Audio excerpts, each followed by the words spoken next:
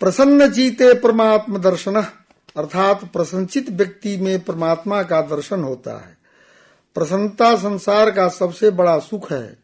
जो प्रसन्न है वही सुखी है, जो सुखी है वही प्रसन्न रहेगा। प्रसन्न मन ही आत्मा को देख सकता है, जो जीवन के सभी श्रेयों को प्राप्त कर सकता है।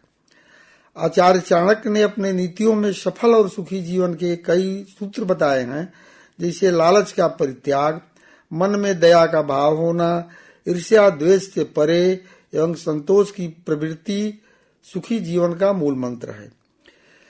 जिसे भविष्य का भय नहीं रहता वह वर्तमान का आनंद उठा सकता है। चिंता मुक्त नियमित जीवन स्वस्थ एवं सुखी जीवन का आधार है। जिसे स्वयं की प्रशंसा सुनने का रोग लग जाता है, उसके सारे गुण एवं अच्छाइयां विदा होने लगती हैं। स्वार्थ से बंधा हुआ व्यक्ति पाएगा कुछ नहीं, पर खो देगा बहुत कुछ। समस्त मानवीय गलतियां अहंकार से उपजती हैं। यदि अहंकार न रहे तो संसार स्वर्ग बन जाएगा। सुखी जीवन के लिए सर्वप्रथम अपने कार्यों में सफल होना आवश्यक है, क्योंकि जब तक सफलता नहीं मिलेगी तब तक सुख की कल्पना नहीं की जा सकती। कड़ी मेहनत, धैर्य, संयम और अनुशासन, स्पष्ट लक्ष्य एवं आत्मविश्वास ये सफलता के मूल मंत्र हैं। प्रत्येक मनुष्य में सुखी एवं सफलता के लिए सद्विचार, सत्कर्म, सेवा, दया, परोपकार, उदारता, त्याग, शिष्टाचार, सद्व्यवहार उसके जीवन को नियमित एवं व्यवस्थित करने के लिए आवश्यक है। किसी व्यक्ति के विचार, इच्छाएं, आकांक्षाएं और आचरण जैसा होता है, उन्हीं के अनुरूप चरित्र का निर्माण होता है। अतः जीवन में सफलता का आधार मनुष्य का चरित्र ही है, जो मानव जीवन की स्थायी निधि है। सफलता की कोई सीमा नहीं जिसको तय किया जा सके। सफलता एक जीवन है जिसको जिया जा सकता है। व्यक्ति, समष्टि, सृष्टि, परमेष्टि ये चार तत्व, परमेष्टि मन प्रकृति में सबसे ऊंचा, जैसे ब्रह्मा, विष्णु, महेश हमारे सामने उपस्थित होते हैं, जो परस्पर सहकार्य में सुख प्रदान करते हैं। व्यक्ति समाज पर अवलंबित है, समाज सृष्टि पर निर्भर है और सृष्टि का संचालन परमेष्टि द्वारा होता है। भगवत गीता में कहा गया है कि प्राणी अन्न से, अन्न परजन्य से, परजन्य जग से और यज्ञ ब्रह्मा से निर्मित हुए हैं। यह खंड चक्र ही सुखी जीवन की धारणा करता है। अर्थात परस्पर कर्तव्य करने से धारणा रूप जो धर्म प्रकट होता है वही सुख है। उद्धव चरित्र में कहा गया है कि उद्धव मन माने की बात। गोपियों को उद्धव समझाने लगे तो गोपियों ने इनकार कर दिया। ये बोली, हे भाई, अपने अपने मन का प्रश्न है। निराकार निर्गुण की आराधना करके प्रसन्न नहीं हो सकती। हमें तो हमारा खेलने कूदने लीला करने वाला कृष्ण ही चाहिए। इसलिए केवल इंद्रिय जन सुख से काम नहीं चलता, मन का सुख भी जरूरी होता है। मानव के पास बुद्धि है, वह चिंतन का सुख प्राप्त करता है। मनुष्य क्षणिक एवं शाश्वत सुख के भेद को समझता है। संतोषम परमम सुखम एक संस्कृत शब्द है, जिसका भाव है कि जो व्यक्ति मन से संतुष्ट होगा उसे ही सुख की अनुभूति होगी। सच्चा सुख वास्तविक और अंतर्निहित होता है, जो हमें आनंद, संतोष और शांति का अनुभव कराता है। महाभारत में एक प्रसंग आता है कि सरोवर में जल लेने गए महाराज युधिष्ठिर से उस सरोवर में रहने वाले यक्ष ने 4 प्रश्न किए। 4 प्रश्नों के उत्तर देने ही पर ही सरोवर का जल पिए, अन्यथा नहीं। यक्ष के प्रश्नों का उत्तर न देने के कारण अन्य 4 पांडव मूर्छित हो चुके थे।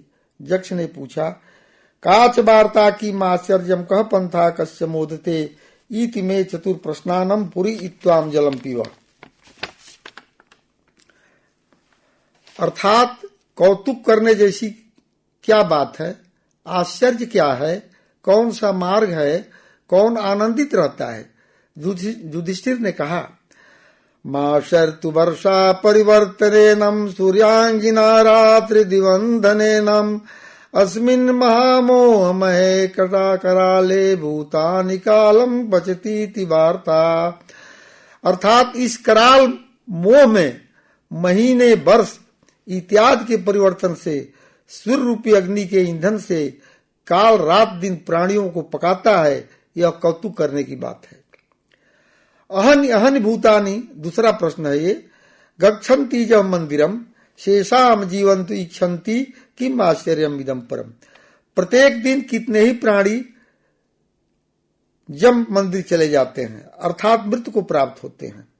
यह देखने के पश्चात भी शेष मनुष्य सदा जीवित रहना चाहते हैं। यह दुनिया का सबसे बड़ा आश्चर्य है। तर्को प्रतिष्ठम श्रुत्याम विभिन्नाम नयको मुनिर्यस मतम प्रमाणम धर्मस्य तत्वम नीतम गुहायाम महाजनो जेन गतः पंथा। अर्थात तर्कों से कुछ भी प्रतिष्ठित किया जा सकता है। श्रुति के अलग अलग अर्थ कहे जा सकते हैं। कोई ऐसा मुनि नहीं जिनका वचन प्रमाण माना जा सके। धर्म का तत्व तो मानो गूढ़ है, गुफाओं में छिपा हुआ है। इसलिए श्रेष्ठ महापुरुष जिस मार्ग का अनुसरण किए हों वही मार्ग जाने योग्य है। दिवसस्य अष्टमे भागे शाकं पचति वै गृहे अनृणी च प्रवासी च सहवारी चरमोदते। अर्थात दिन के 8वें भाग यानी सुबह शाम भी जो अपने घर में स्व अर्जित शाक आज पूर्ण अन्न का भोजन करता है तथा जिस पर कोई ऋण न हो और अन्यत्र कहीं प्रवास नहीं करना पड़ता हो, वह व्यक्ति संसार का सबसे सुखी प्राणी है। इस प्रकार सुखी वही है जो सफल है। सफलता कोई एकल सिद्धांत पर आधारित नहीं है। इसके पीछे कई गहरे और जीवन के अनुभवों से अपने सिद्धांत होते हैं, जिसे समझने के लिए जीवन की विभिन्न परिस्थितियों और आंतरिक गुणों को जानना जरूरी है।